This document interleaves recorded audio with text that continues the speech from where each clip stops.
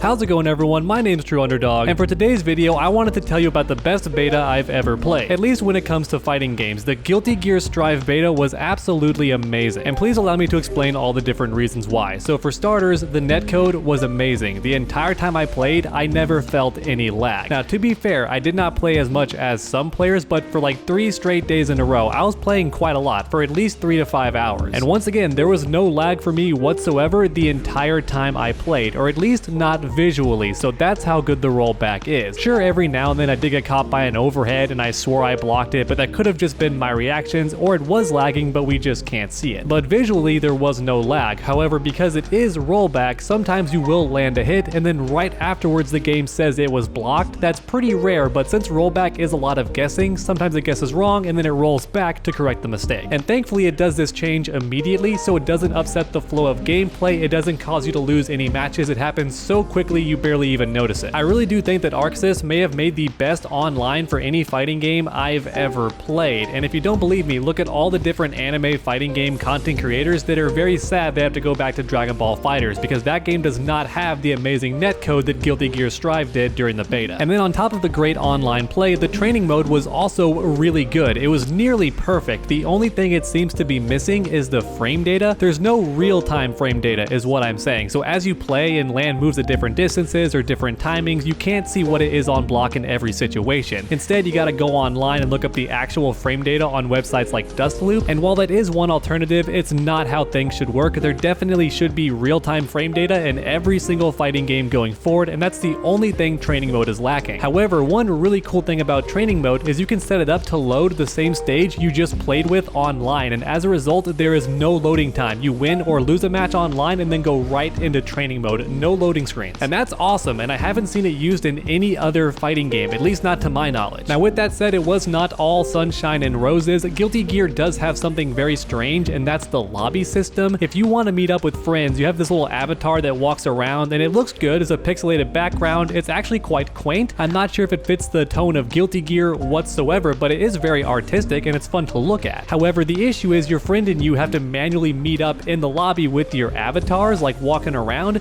and for whatever reason, the lobby is not in real time. So you'll tell them, hey, I'm over here, and they go, oh, you're not here. It's like, well, wait about 1 minute for the game to load and then I'll be there. And that's really odd to me given how good the netcode is when you're playing an actual match, but when it comes to loading a lobby, you're never quite in sync with anybody you're talking with in party chat. You just can't meet up at the same time. There's always a bit of a delay. And that may not be a huge issue for some, but for me personally, playing in lobbies with my friends is the most fun I can have in a fighting game. It started as early as Soul Calibur 5 when I was like, yep, you can start a lobby, you can have all your friends in the lobby, and you just play one after the other. It's so much fun, and to my knowledge, nothing like that was in the beta for Guilty Gear Strive, and I sure hope we get something to that effect in the final game, because having to go to a lobby, which might be full by the way, sometimes it's full, but it doesn't say it's full, it says 27 out of 30, so you're like, okay, there's room for me and my friend to join. Nope, it's full. And on the flip side, sometimes it says the lobby's full, but it's actually not full, there's room for you and your friend to join, so it's not accurate. My point is, the lobby could be full, and you have to meet up there manually, so that sucks. You gotta find a lobby that's actually open,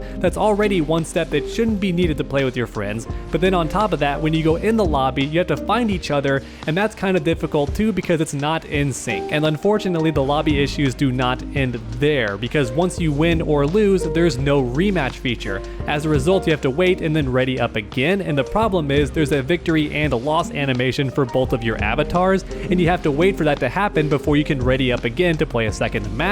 And once again, the lobby's not in sync, so sometimes you're just standing there for like 30 seconds while your opponent is like catching up to your lobby sync. Then they get up and you can finally rematch, but when you ready up, it also sometimes teleports your character. The lobby is just one big mess, and I'm really hoping we don't have to use it even when we play with friends, because it's a real issue for me personally. Now thankfully, if you want to play against random people all the time, that is an option. You can be in training mode and it'll match you up with players randomly, and then you can go online and fight. And hopefully in the final game, game, you can just stay in training mode the whole time and never be forced into a lobby. However, sometimes it did force me into a lobby.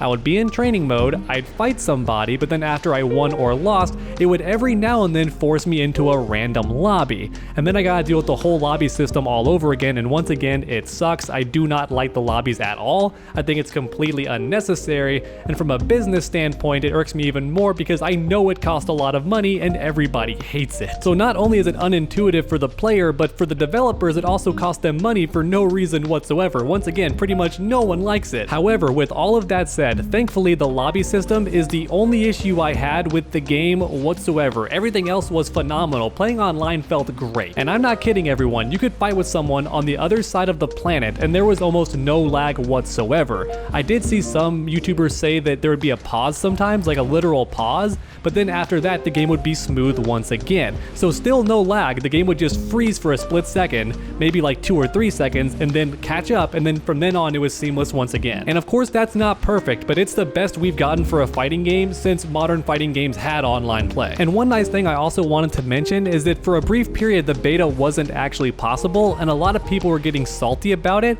but ArcSys did something amazing. They actually extended the beta for 2 more days. That was fantastic, because something very similar happened with Street Fighter V when it was in the beta phase, and we lost an entire day, and guess what? They didn't give it back.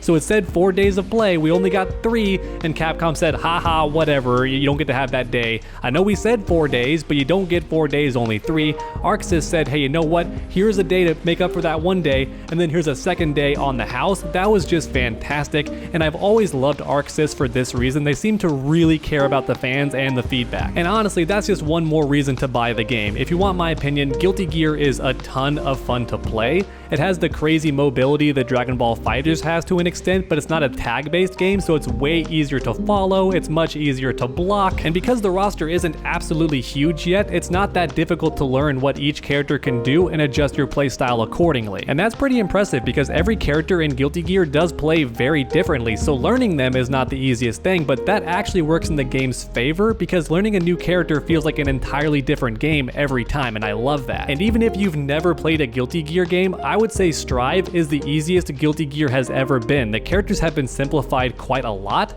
and some of the OG veterans do not like that, but having played the last 2 Guilty Gear games a little bit, I actually don't mind this change, at least not for most characters. Yes, I do wish that Ramlethal can manually call her swords back like in the previous game, but I don't think she's weaker than anybody else on the roster. She's still very, very good. So even though most characters have been made simpler, I wouldn't say they're weaker in most regards. They're just easier to learn, and every character in this game, by the way, hits like a truck.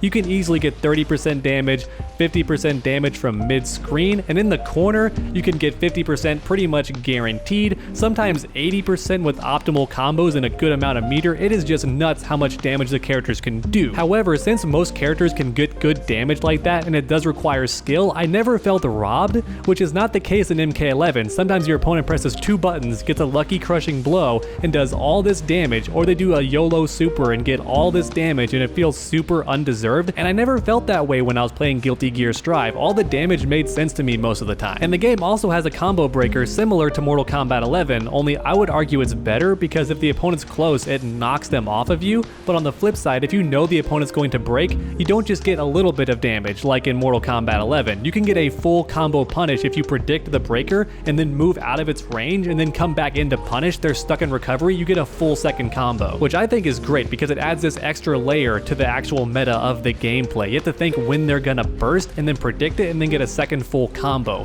Or if you're the one who wants to use the combo breaker, you have to think, okay, when's the best time to use this? I don't want to be predictable, otherwise they're gonna punish me. The game honestly does feel really, really fun. I love the big combos. I love how every single character feels unique and has some special gimmick about their playstyle. I love the online. Once again, no lag for me personally whatsoever, and I was playing between 3 and 5 hours for every day for about 3 days straight. And then the combo breaker is nice, but it's not there there all the time like in Mortal Kombat 11. I just really do like how Guilty Gear plays, so I hope you'll welcome it on my channel. And if you're on the fence about buying Guilty Gear Strive or not, I really do think you'll like it, especially if you're one of my older fans who watch the Dragon Ball FighterZ content. It really does feel like Dragon Ball FighterZ, only it's smoother and it's much easier to keep track of what's going on, but the combos are just as fun and the damage is still crazy high. And once again, there's also a built-in combo breaker, so even though in FighterZ you get way more touch of death combos and you can't escape, Guilty Gear's damage is a bit lower, but you also have the option to escape. Overall, I was very satisfied with the beta. I was beyond satisfied, and I'm very excited for when the game comes out. I want to make a bunch of guides. I want to play it online a lot. So if you enjoyed this video and you enjoy Guilty Gear, or you just want to see something new on the channel on top of Mortal Kombat 11, please leave a like down below and also help me out and share this video on social media. I'll be honest with you, the transition from Mortal Kombat to Guilty Gear is very tough on my channel in terms of views, so I really do need your support. So if you're already subscribed, make sure to ring that bell, and if you're not subscribed, what are you doing? It's an amazing fighting game channel, and you owe it to yourself to subscribe. That way you never miss a future video. Make sure to come back next time, everyone, and as always, stay underdogs.